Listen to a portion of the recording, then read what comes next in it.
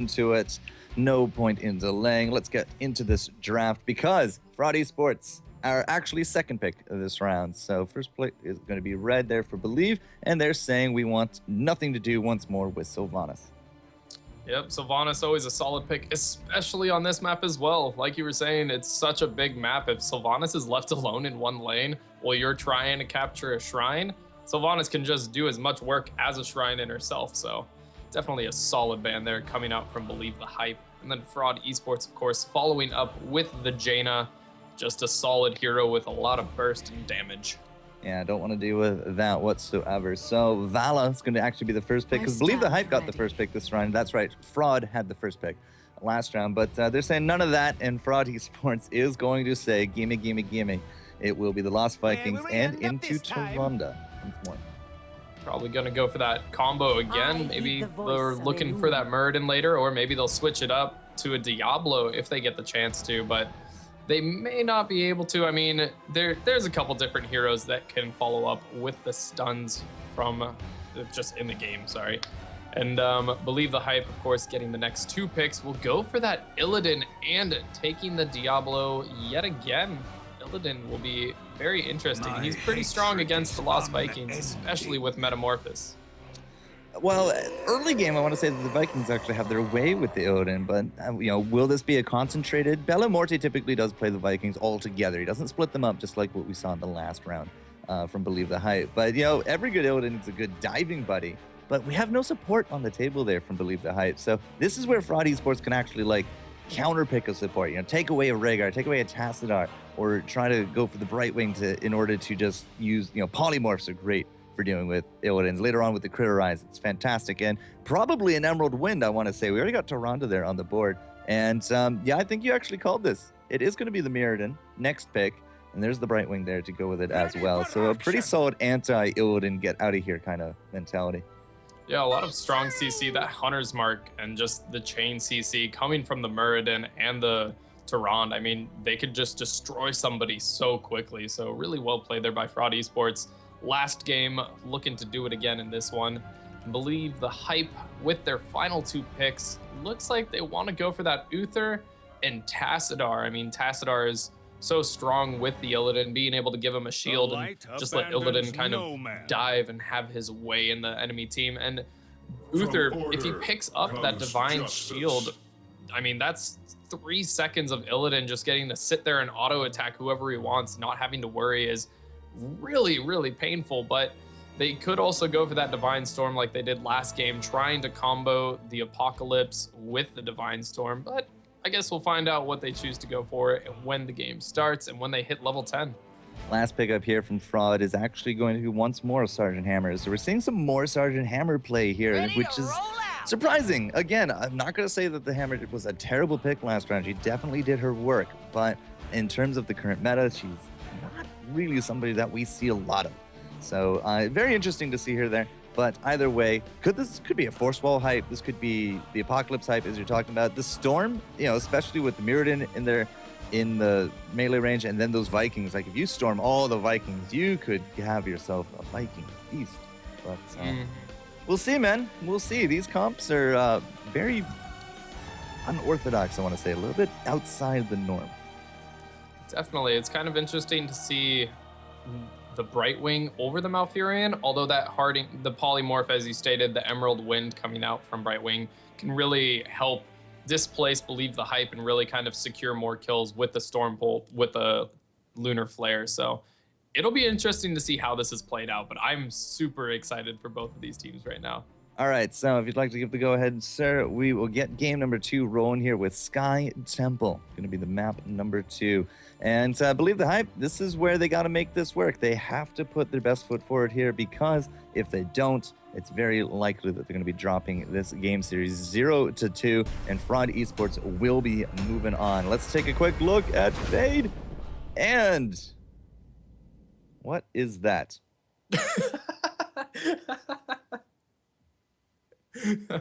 This stream brought to you by Blizzard Entertainment. I now for sure know exactly what is wrong with the overlays. And yeah. It's the programmer life. It works, and then when you need it to work, it doesn't work. but There you you get to go. problem solve it.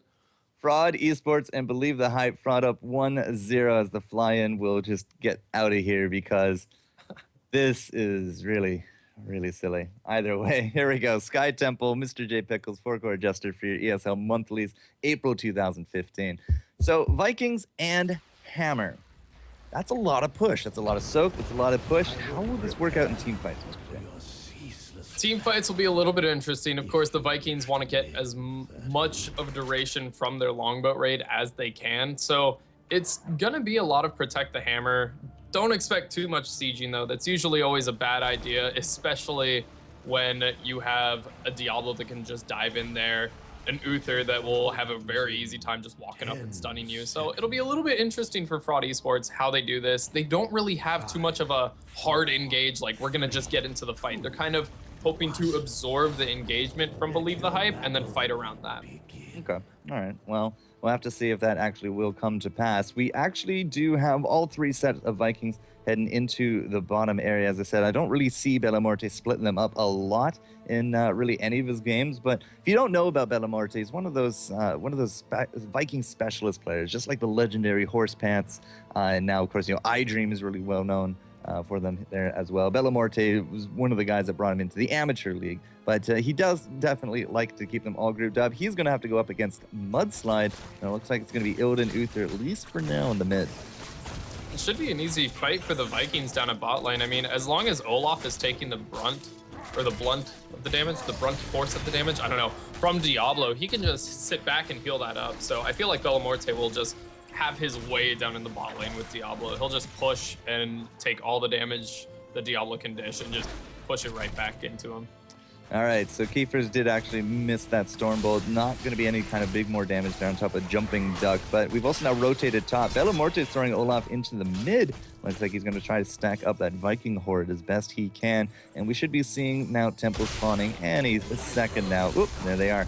So, yeah, Mudslide, he's a bit more on the defensive. He's a big, hulking guy. You can't really do much against those ranged Vikings. But at the same time, like, neither side should get a kill this early on from down there. Yeah, it's just going to be a poke fest. They're just going to kind of feel each other out, do a little bit of damage here, do a little bit of damage there. So not too much will happen. But one awesome thing right now with the Vikings is they have 2 lanes of soak. So it's almost guaranteed for Fraud Esports to get a shrine, which they are taking top. And it looks like they're just going to let Believe the Hype take the mid shrine and not really try and force too much, except forcing top lane, of course, with that extra manpower that they do have. Extra manpower, yeah. Extra manpower coming out of the Brightwing and Sergeant Hammer, who are both females. Well, I mean, manpower is clearly just a term these days. But, I mean, yeah, when you augment a laser push, with another kind of siege minion, siege mistress, which you could, in this case, is probably going to be closer to reality. Yeah, I mean, all Jumping Duck can really do is just defend. There goes the money shot, and this could actually be a very early fort. Not really the similar amount of pressure there in the mid.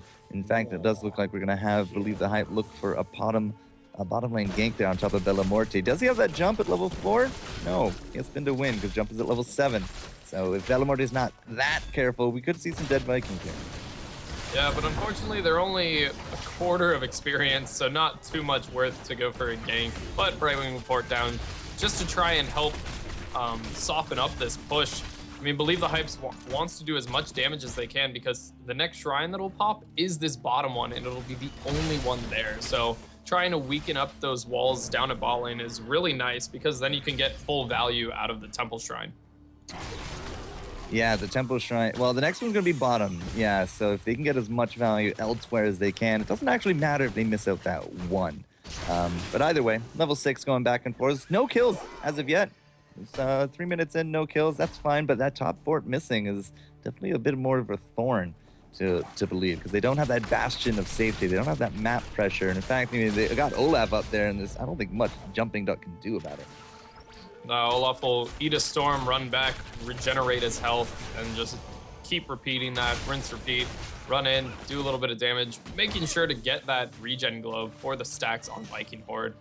So it's just a little bit of a feeling fest right now. They're just kind of taking hits, trading it back and forth. Nobody's really wanting to overextend too much because it can really sway things into the other team's favor if you end up dying and then a shrine pops up and the other team is just able to capitalize on that. Well, there's the next shrine. As I said, it's going to be that bottom lane. And, you know, Lex Uther is there. He's just pushing up with the Stone Bros, the Siege Giants, although they are returning to dust. But the timing is good because we got these top lane bruisers. And it looks like it's going to have very similar timing there from Kex, because he just finished up his own. Now, Bella Morte is still soaking up that top. It's level 8 to just about level 8. There's no heroics coming into this one yet. The other Vikings, or at least, well, Eric, is coming into the bottom lane. I think he's just going to be here for a little bit of poke, grabbing as many health orbs as he can, because the rest of them are not showing. The split push pressure from the Vikings is really nice. Not only are they soaking experience and getting ever so close to 10, but they will be able to, you know, get more regen gloves, which is always nice. And a little bit of poking back and forth. Keeper's taking a little bit of damage, able to run out. Just poking back and forth, not too much. Nobody's really going for that hard engagement. Keeper's getting very low from all the storms and that damage. Diablo finally going in, will die though with that charge, and that allows Keepers a little window to jump in there. He will die very quickly though. They're trying to burst down Eru, but he's in the very back, forcing Anxiety Lull to just overextend. He will now fall. It looks like this shrine is guaranteed for Believe the Hype, and really nice pickups, but that experience lead still going into Fraud Esports' favor.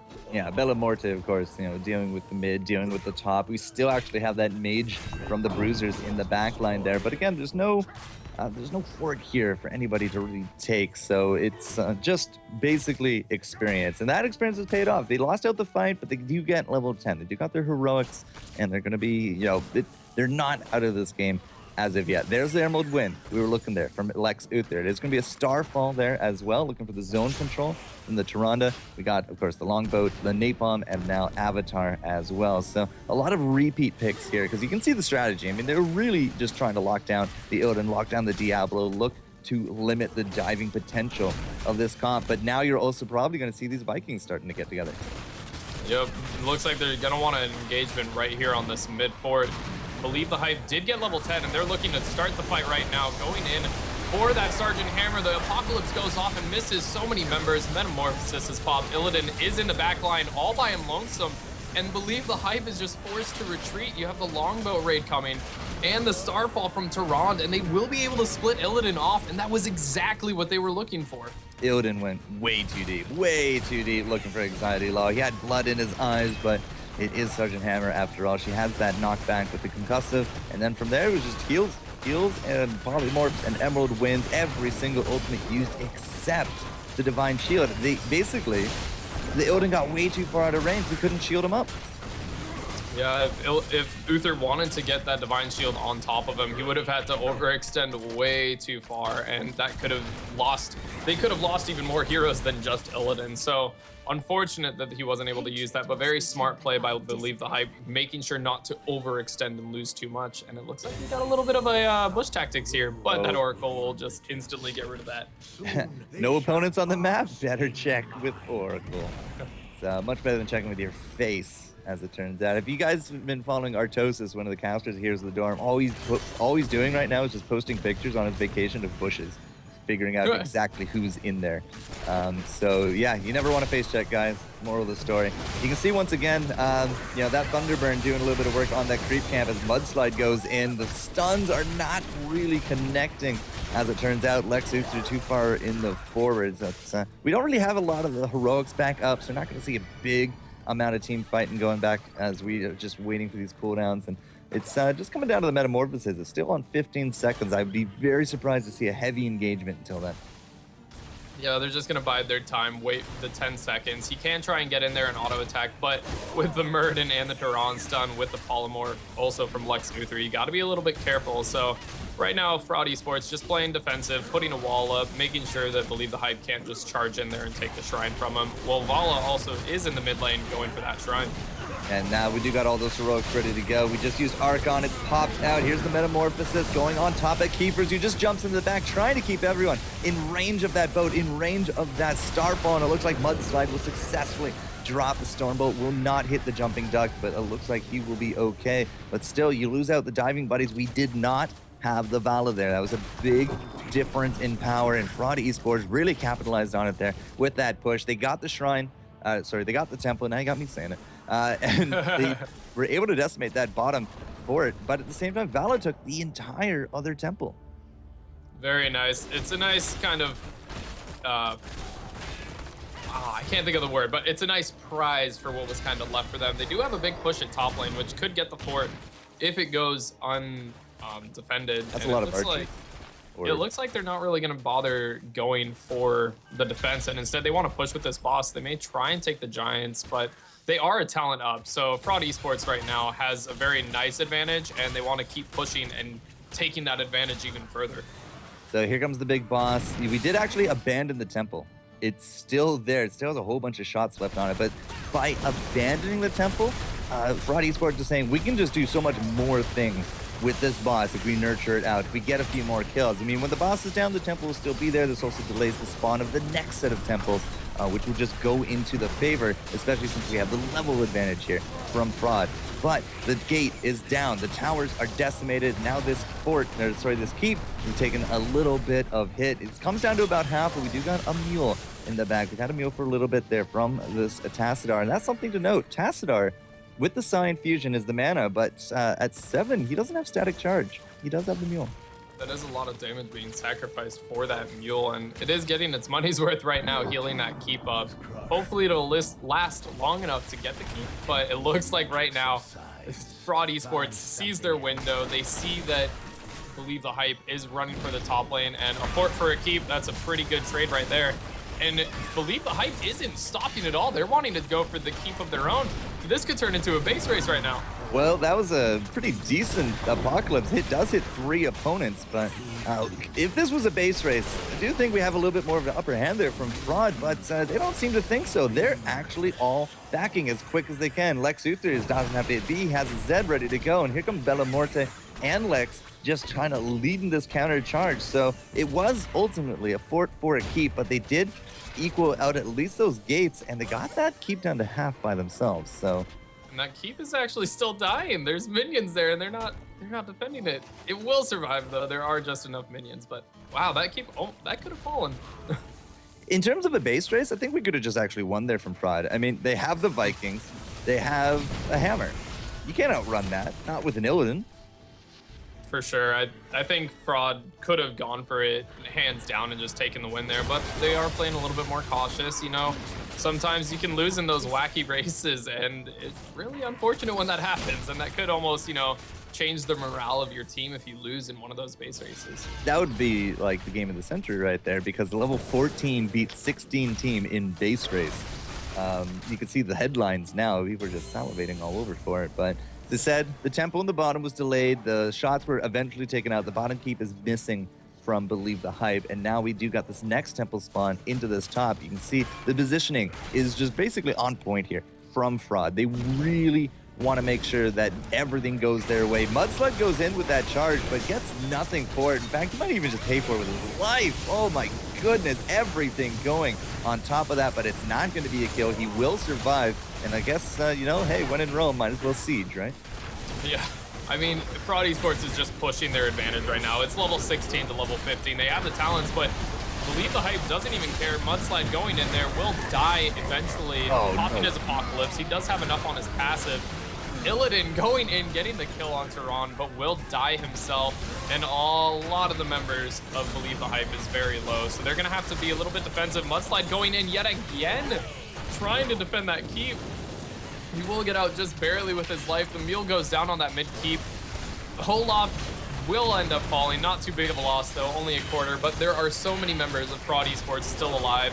That hammer is alive. There's 2 members of the Vikings alive. They will end up getting that keep, and now they're trying to get out of there, and they will with ease. So a really nice pickup from Fraud Esports. Yeah, the concussive blast definitely just kind of the cherry on the cake at that point, but they killed out the Diablo, nearly killed him again. And then from there, they were able to take down the Illidan. Now, the Illidan did get the Toronto kill, but at the same time, yeah, as you said, with the Olaf down, it's only a quarter. Toronto wasn't a very integral part of this big setup. It was all about anxiety low on this hammer. And she pushed out, and they got themselves another keep. And now they are working their way on this third one. And if they do not get pushed off, they are going to take that keep. Right now, Now Uther popping the Emerald Wind, and yet again it perfectly splits the entire team of Believe the Hype. That Emerald Wind is working wonders right now. Keeper is jumping in. Uther will fall and get the Divine Storm on Divine Shield on Diablo, but he won't be able to save the rest of the team, such as Vala and Tassadar, although they may be able to get out alive themselves. Diablo sacrificing his life yet again, unfortunately to no avail, as Vala will die, and all that is left is Tassadar, and he may not even get out alive. Although he has the race car build, it's really hard to take him down, but fighting at a 3-level deficit, it is not going to go the way of Believe the Hype, and it looks like, Believe we did not, because they are going to be dropping the 0-2 in the Go4Heroes Monthlies Finals for April 2015. Congratulations to Fraud Esports as they move on to the semifinals in a very well-played set of matches. Definitely, their Murd and Tehran combo, as unethical as those picks kind of seemed, they were doing wonders with it. And that Brightwing, the Emerald Winds coming out were just so perfect every single time. Lex Uther was able just to split up Believe the Hype. Illidan would go in, and then the entire rest of the team of Believe the Hype would get pushed away. So it was really well played by Lex Uther and the entire team of Fraud Esports. Yeah, they knew what they were doing. If you guys don't know about Fraud Esports, they have actually been around the scene for a while now. They used to be called the Nexus Globetrotters. If you remember them from any of the Go4Heroes or the Opens or the Monthlies, that kind of fun stuff like that. But yeah, Keefers and crew doing work, making their way here into the semis. Very well done by them coming into this. And yeah, I keep forgetting to bring you up for that scene, but Fraud Esports, Believe the Hype, good stuff overall. GG, well played to both teams, but Fraud Esports will be moving on. And who will they be facing off in the next round? Has that been decided yet? Wow, let's take a look.